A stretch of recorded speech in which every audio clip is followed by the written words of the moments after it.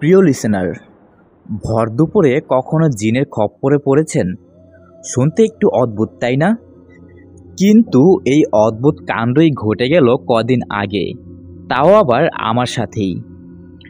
চাঁদপুর থেকে শরীয়তপুর বেদেরগঞ্জে যাচ্ছিলাম আমার শ্বশুরবাড়িতে। তখন সময় সকাল ৯টা। হাজীগঞ্জ ৩ রাস্তার মোড়ে দাঁড়িয়ে গাড়ির অপেক্ষায় ছিলাম। যারা চাঁদপুরে থাকেন তারা এই মোড় চিনবেন। ঠিক সেই মুহূর্তে একজন ভিখারি এসে আমাকে নরম এবং গম্ভীর সুরে বলল, বাবা। আমি বৃদ্ধ লোকটার দিকে তাকিয়ে দেখি ওনার চেহারাটা অনেক সুন্দর। মনে মনে আপসেটও হয়েছি। এমন সুন্দর চেহারার একজন লোক পেটের দায়ে রাস্তায় নামলো। এরপর মানিব্যাগ বের করে যেই টাকা নিব, দেখি খুচরা কোনো টাকা নেই। আমি ওনাকে বললাম, চাচা, আপনার কাছে বাংতি টাকা হবে?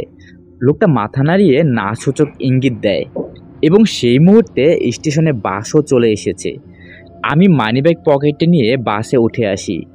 ওনাকেও আর কিছু বলিনি, যেহেতু আমার কাছে ভাঙতি টাকা নেই, তাই উনি হয়তো বুঝবে ভেবে ব্যাপারটা আমার আমলে নেইনি আর।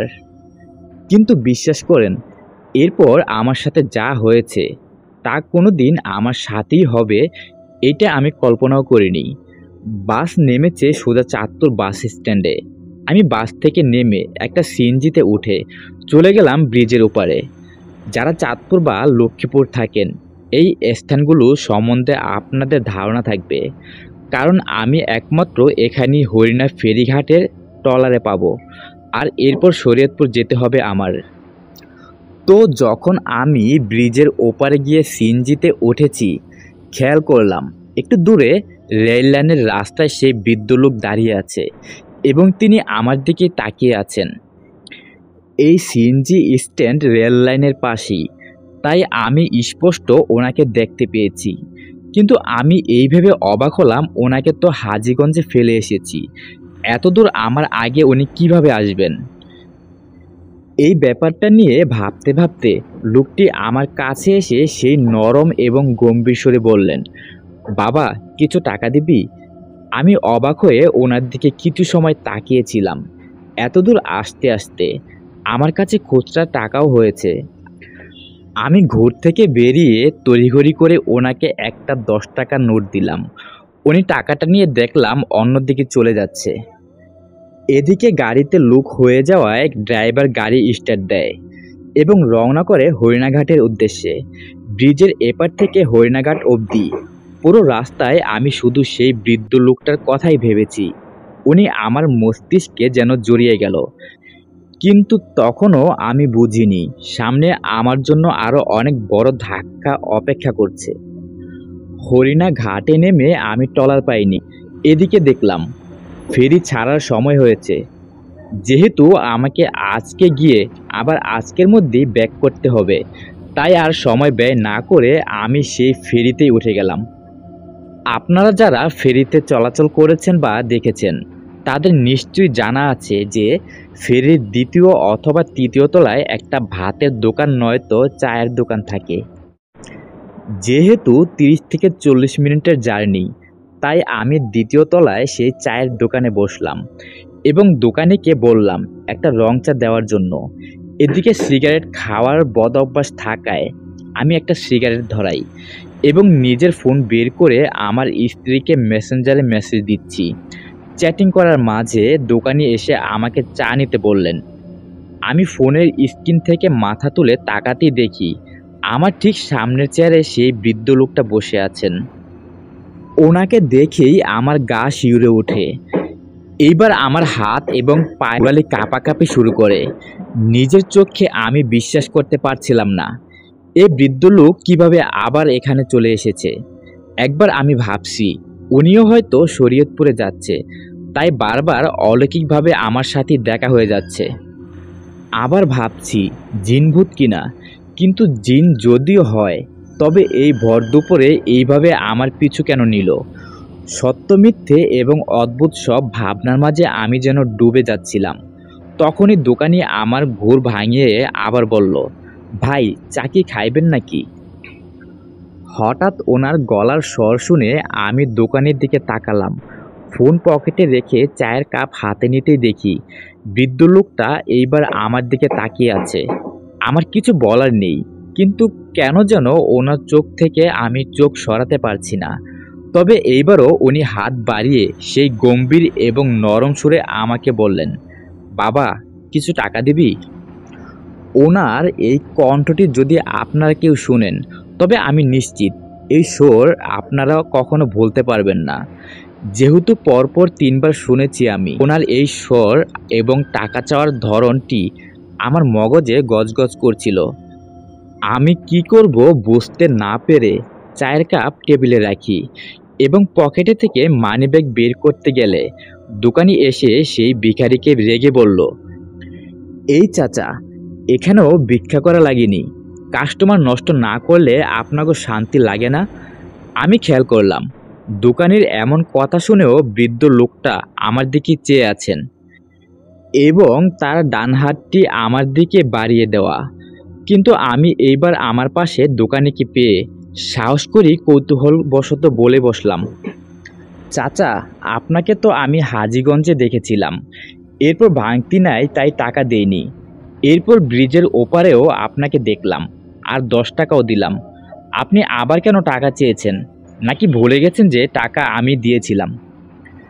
আমার কথা শুনে দোকানিও দেখলাম এবার অবাক হলেন।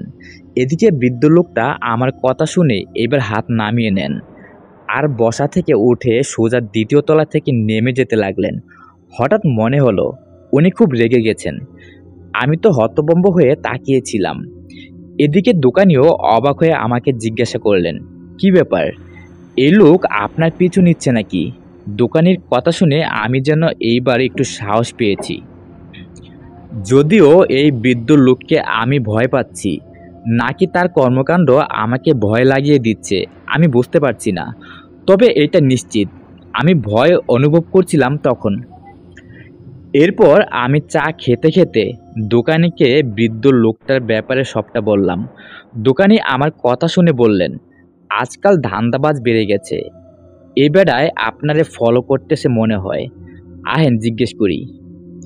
আমি খেয়াল করলাম আমার সাথে দোকানিও এই রহস্যের সমাধান খুঁজছে। দোকানির বয়স তেমন বেশি না, বয়স ২৬ থেকে ৩০-এর মতো হবে। এরপর আমি এবং দোকানির ২য় তলা থেকে নেমে এলাম নিচে। আমি এর আগেও কয়েকবার ফেরিতে চলাচল করেছি।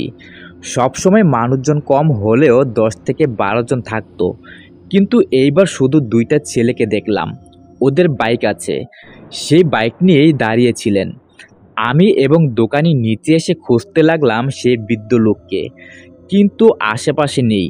এদিকে বাইক নিয়ে দাঁড়িয়ে থাকা সেই ছেলেদের জিজ্ঞেস করলে তারা বলেন, কই, অনেকক্ষণ যাবৎ আমরা দাঁড়িয়ে আছি এখানে, কোনো বৃদ্ধ লোককে তো নামতে দেখিনি। ছেলে দুইটার কথা শুনে দোকানি এবং আমি দুজনই অবাক হলাম বেশ। এবার আমার মাঝে জিনজিন ভাবটা চেপে বসে। দোকানি আমাকে বললেন, ভাই, ট্রাকের চিপাচাপায় আছে মনে হয়, হয়তো লোকটা যখন নামছে তখন ভাইরা খেয়াল করেনি। দোকানি আমাকে কথাটা বলায় সেই ছেলে দুইটা অবাক হয়ে আমাদের দিকে তাকিয়েছিল।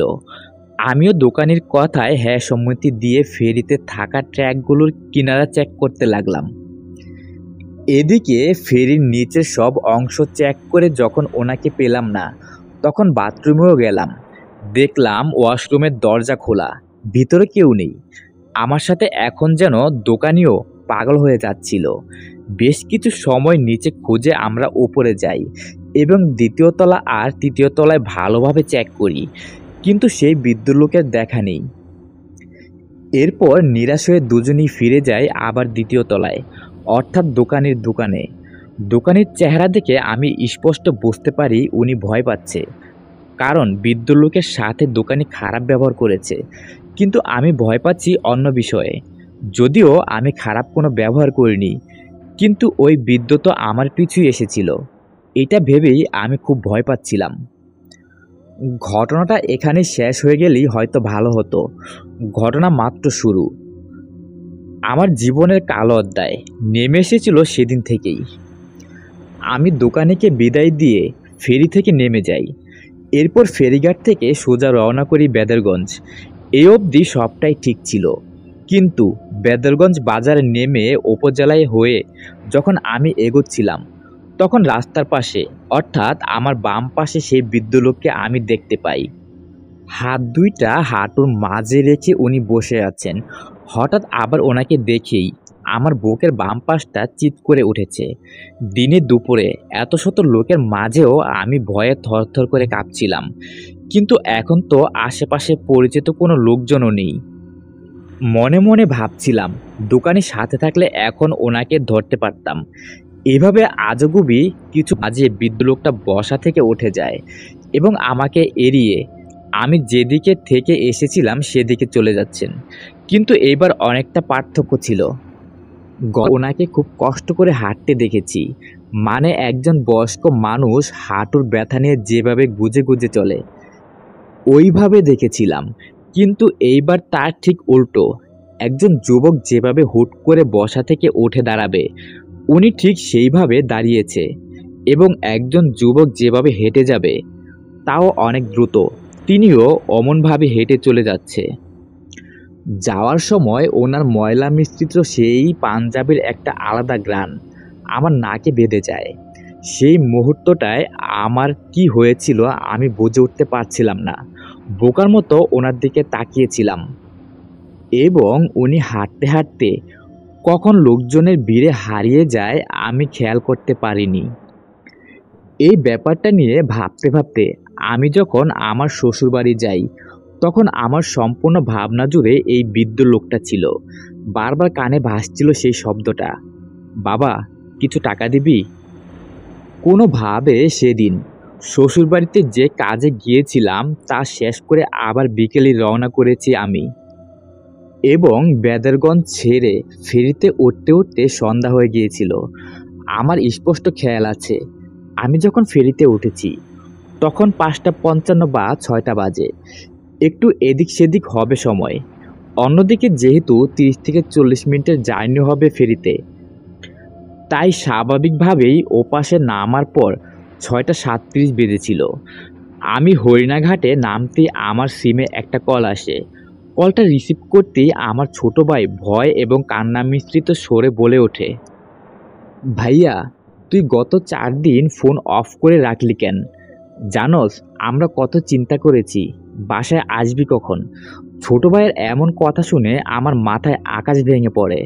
আমি আজ সকালেই রাসেলকে বিদায় দিয়ে এসেছি, আর সে এখন কল দিয়ে বলে আমি 4 দিন ফোন অফ করে রেখেছি।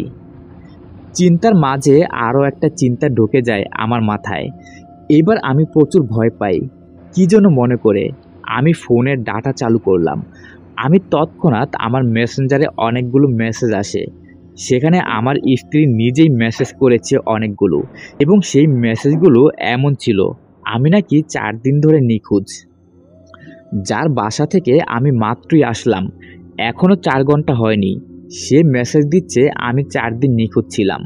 সময়টা যেন আমাকে পাগল বানিয়ে দিচ্ছিল তখন। আমি একটু মাথা খাটিয়ে মেসেজের তারিখ চেক করতে লাগলাম। তখন মাথা খাটিয়ে কিছু করার মতো অবস্থা ছিল না আমার। তবুও আমি তারিখ চেক করে দেখি, আজ দুপুরে আমি আমার স্ত্রীর সাথে যে মেসেজ করেছি তা অক্টোবরের 29 তারিখের মেসেজ। এরপর যখন ফোনের শর্ট ক্যালেন্ডারে তাকাই আমি দেখি আজ নভেম্বরের 3 তারিখ।